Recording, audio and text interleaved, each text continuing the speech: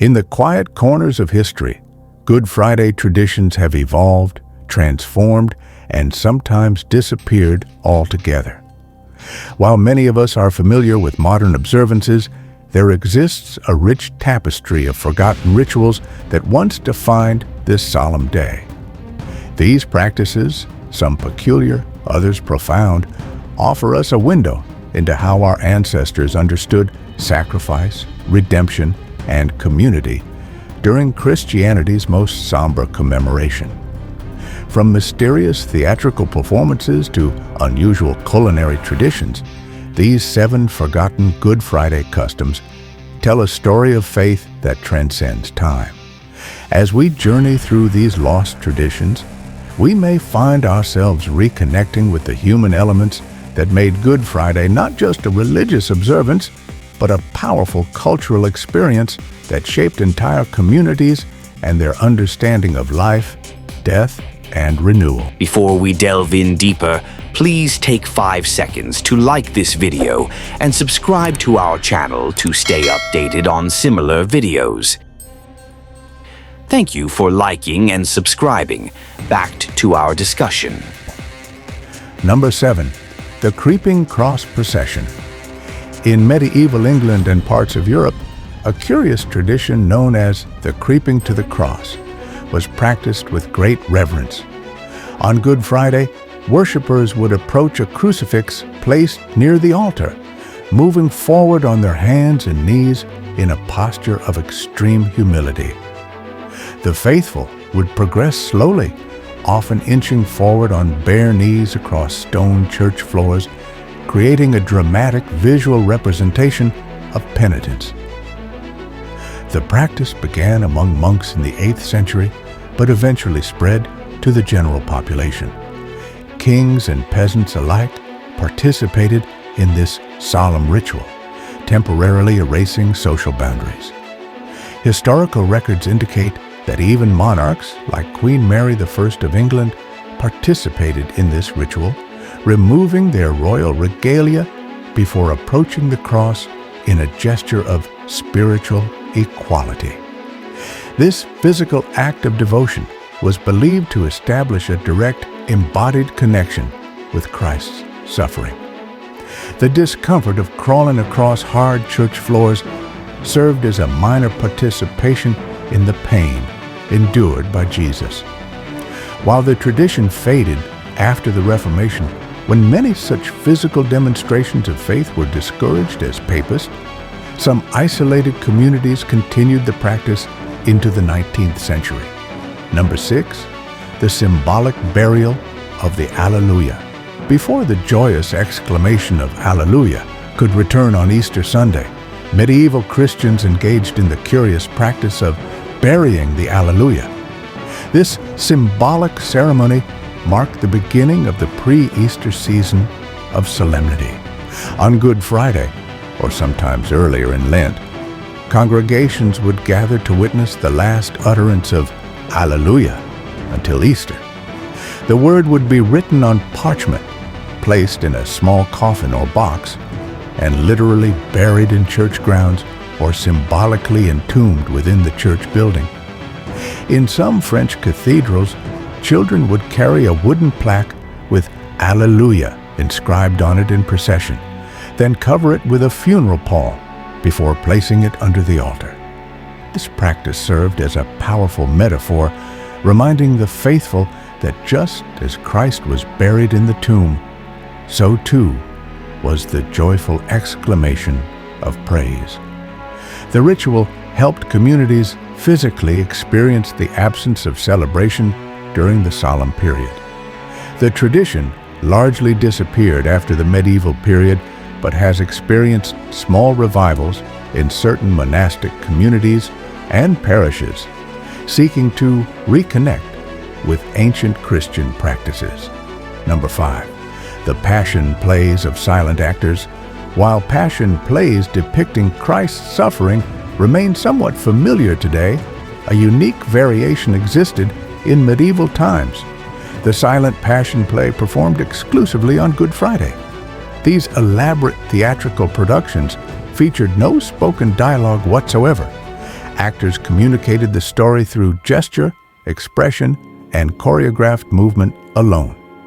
These performances often took place in town squares or market crosses, sometimes lasting from dawn until dusk.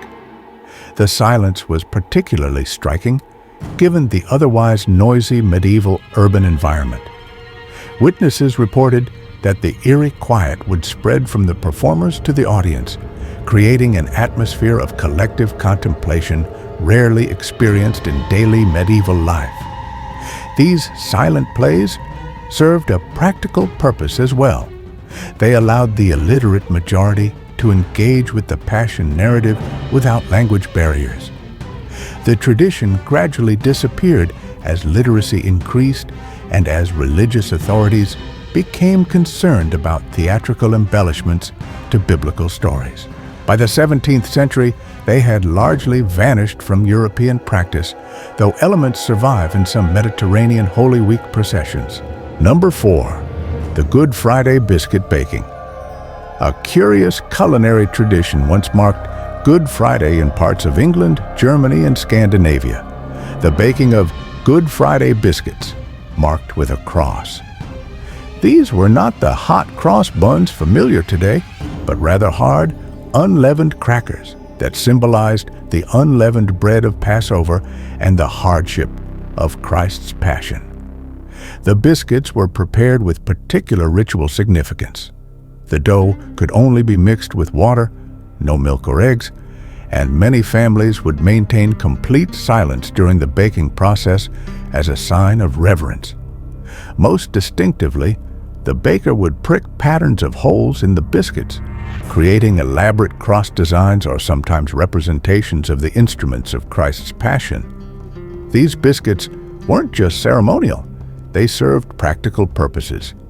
Families would keep them throughout the year as protection against illness, with small pieces being broken off and consumed as a form of folk medicine. Sailors would carry them on voyages as protection against shipwreck, and farmers would place fragments in their fields to ensure a good harvest.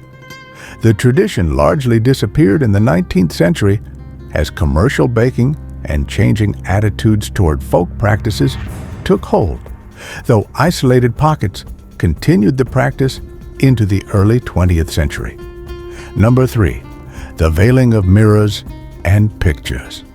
Throughout medieval Europe and well into the Victorian era, a curious practice took place on Good Friday: the covering of all mirrors and pictures in the home with black cloth.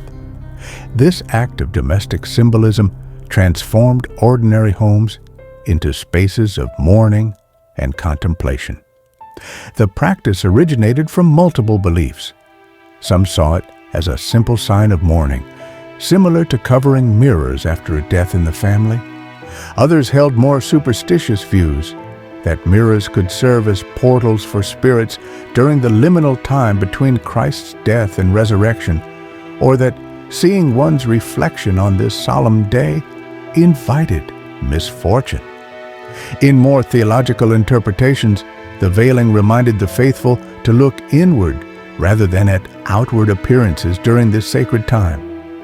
The absence of images and reflections created a stark, contemplative atmosphere in homes. The tradition gradually faded during the 20th century as religious observances became less integrated with domestic life, though it has experienced small revivals in traditional communities seeking to recapture historical religious practices. 2. The washing of the graves. One of the most visually striking forgotten Good Friday traditions was the washing of the graves, practiced throughout Eastern Europe and parts of Scandinavia. On Good Friday morning, families would gather at cemeteries with buckets of water, brushes, and cloths to thoroughly clean and tend to the graves of their ancestors. This ritual combined practical spring cleaning with profound theological significance. The washing symbolized the cleansing of sins through Christ's sacrifice and connected the hope of general resurrection with the renewal of spring. Extended families would gather, creating a communal atmosphere that mixed solemnity with reunion. After cleaning the graves, families would decorate them with fresh greenery, often evergreen branches rather than flowers, symbolizing eternal life. In some regions, small lamps would be lit and left burning through the night, lighting the way for Christ's harrowing of hell, or for the spirits of the departed. The practice created a visual transformation of cemeteries from spaces of decay to places of care and remembrance, reinforcing the Good Friday message of death's eventual defeat.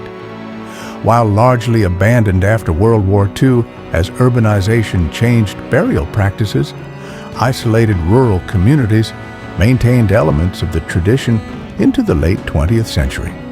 Finally, number 1, the Great Silence. Perhaps the most profound and encompassing forgotten tradition of Good Friday was what medieval Christians called the Great Silence, a community-wide observance of near total silence from noon on Good Friday, marking the biblical beginning of darkness until Easter morning. During this period, church bells remained unrung. Having been sent to Rome in folk tradition, organs fell silent, and in some communities, all musical instruments were symbolically buried or hidden away. Business transactions were conducted in whispers, children were instructed to play quietly, and in some communities, even cooking was done with minimal noise.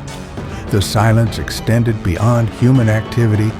Horses' hooves would be wrapped in cloth to muffle their sound, and in some fishing villages, boats would remain docked to avoid disturbing the stillness of the water.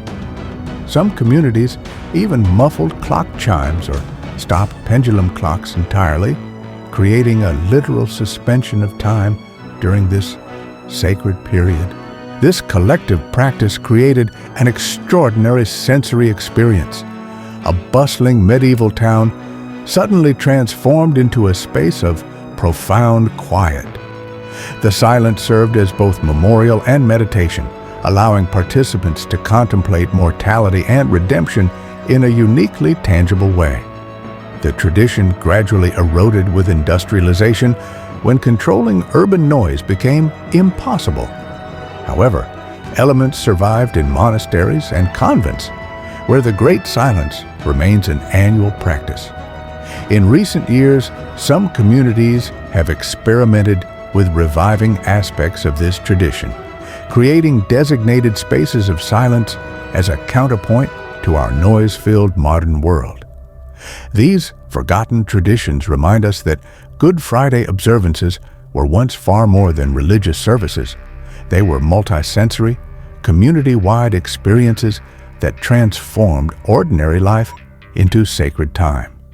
Through physical discomfort, visual symbolism, communal action, and profound silence, our ancestors created embodied expressions of faith that engaged entire communities in the drama of crucifixion and redemption.